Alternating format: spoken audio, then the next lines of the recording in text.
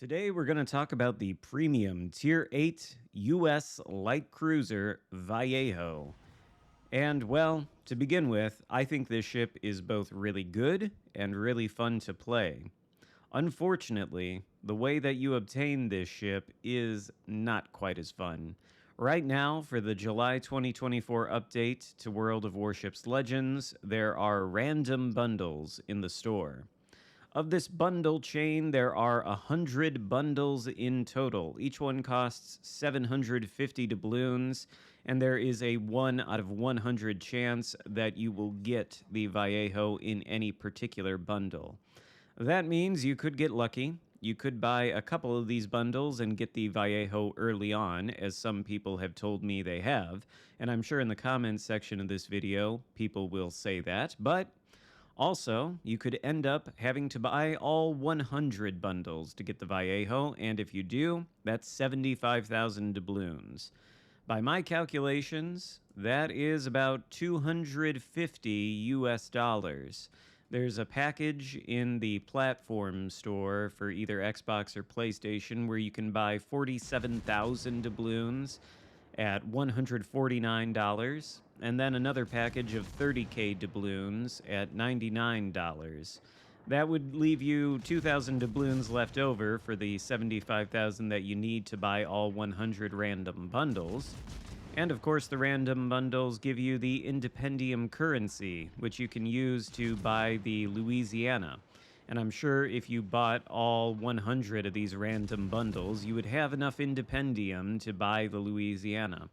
I know one player in particular who had to buy 62 bundles in order to obtain Vallejo, and he told me that he got enough Independium to get the Louisiana at the same time. So if you think that sounds valuable, by all means, but I certainly wouldn't be spending that many doubloons, even though this ship is pretty good.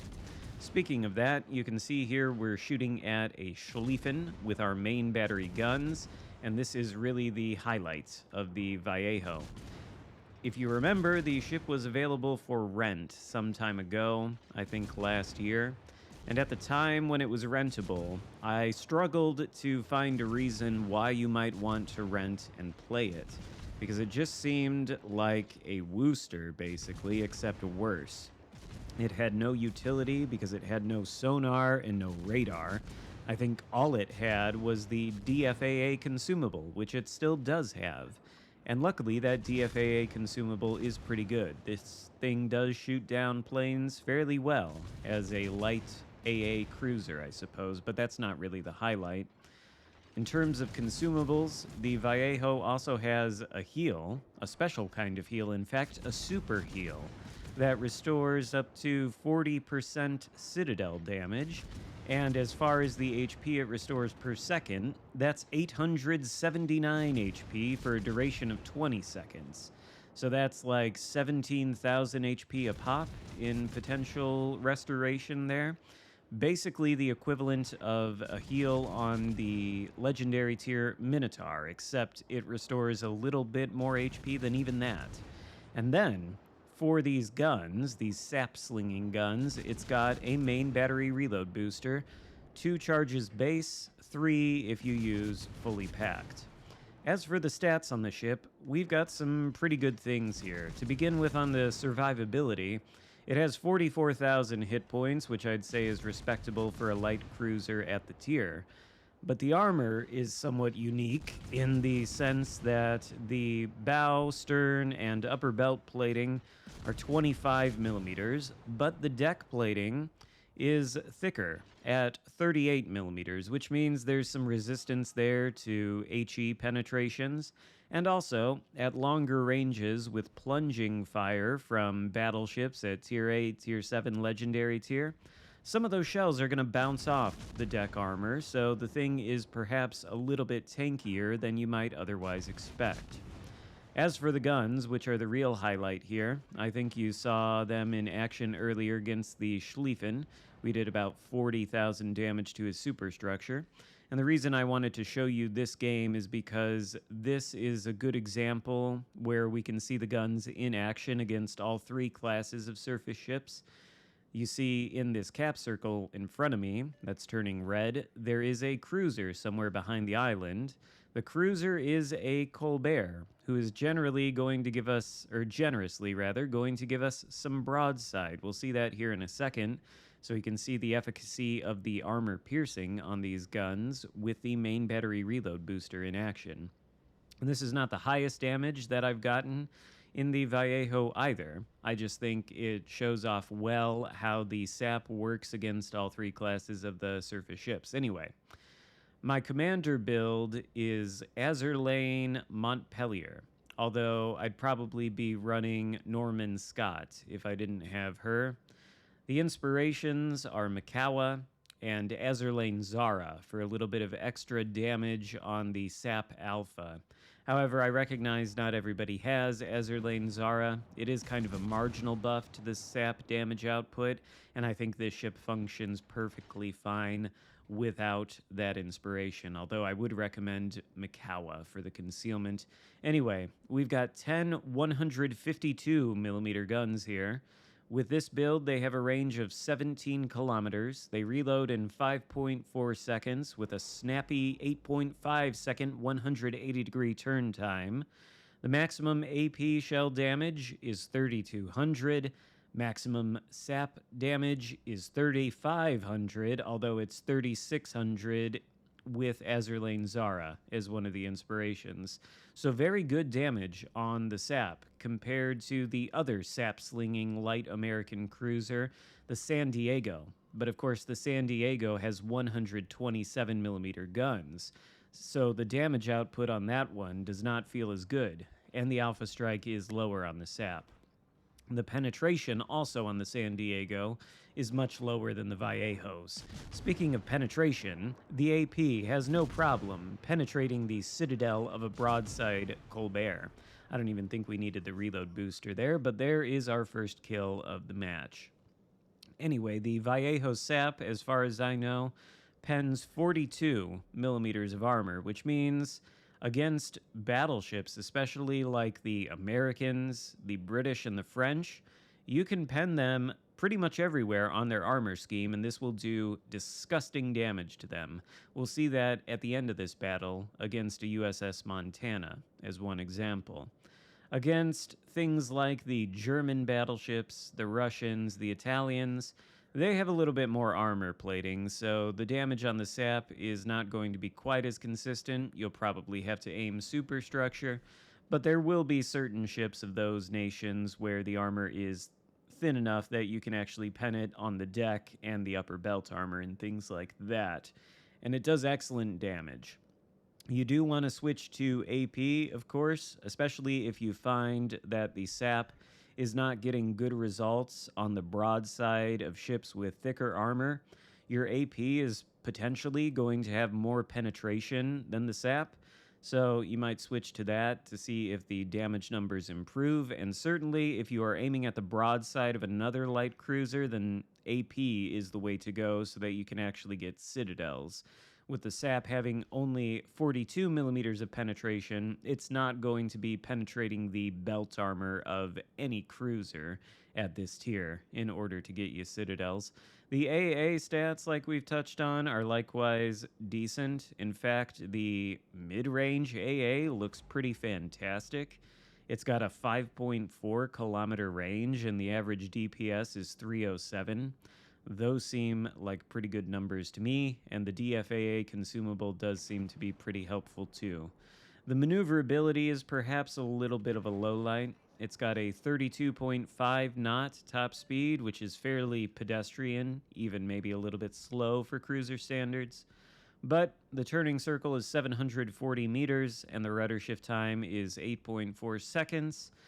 That might tempt some people to build into it, but I wouldn't recommend it. I've got concealment module instead. Speaking of which, the concealment is 10.2 kilometers by sea, which I'd say is fairly decent and pretty much in line with what you would expect for a high-tier American light cruiser. So what is the Vallejo?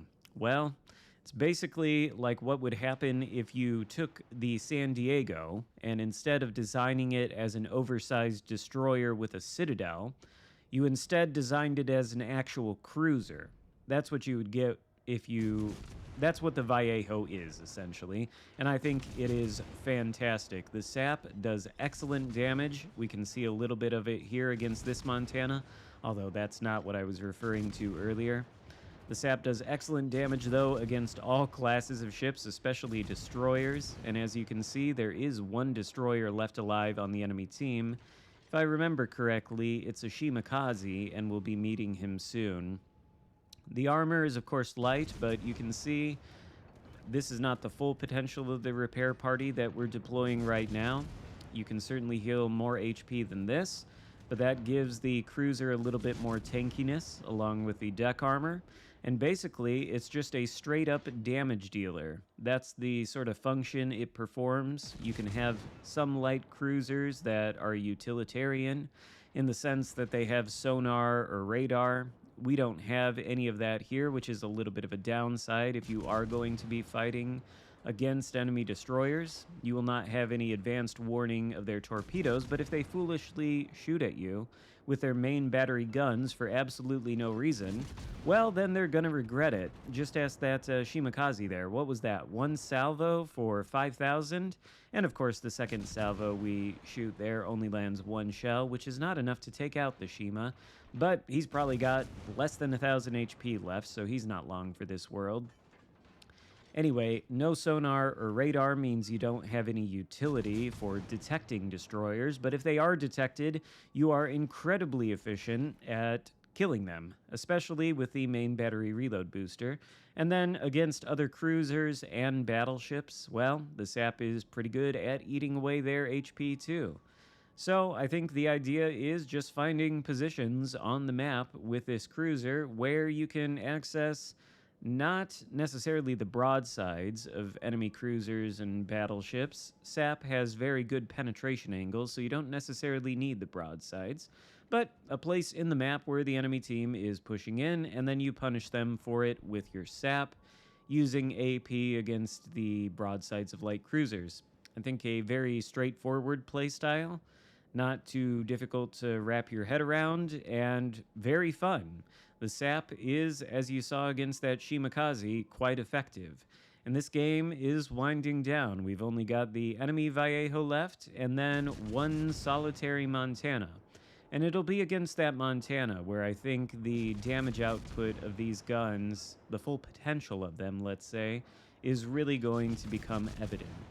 I think, though, it is quite disappointing that this ship is only obtainable by random bundles. I wish it was the campaign ship instead of the Enterprise. It's much more interesting and much more fun to play than that particular vessel. In any case, here's the main. I think I said it was a Montana, but it's a main. You see, he hits us there, and we have no armor, so we do take a little bit of a chunk of damage, but we've got that super heal. We've got fairly good maneuverability, so as we push in here, we can try to avoid his salvos. And we've deployed the main battery reload booster. Take a look at the damage output against the main. That was a salvo there for about 6k, and that's not unusual. I've got salvos against battleships of 6, 7, maybe even 8k with these sap salvos. I think we started this little sequence here at 112,000 damage done, and after one charge of the main battery reload booster in a couple moments, we're approaching 150,000 damage done. In fact, we should be able to take out this main. This is the sort of glory of the sap shell. It does so much damage, and it's so consistent and efficient at taking things out. There goes the main, of course. The game is over with our victory. 151,000 damage done, 3,400 base XP. Pretty good results, I would say, for a very good ship. I hope it comes back to the game sometime in the future, not through random bundles, but perhaps as a global XP ship, because I think it's kind of a shame that the price is going to be prohibitive for a lot of players to actually obtain this thing. If you do want to spend the money, though, I don't think you'll regret it. It's a good ship. It's certainly better than the campaign reward. Hope you enjoyed the video. If so, give it a thumbs up, consider subscribing if you haven't already, and I'll see you next time. Goodbye.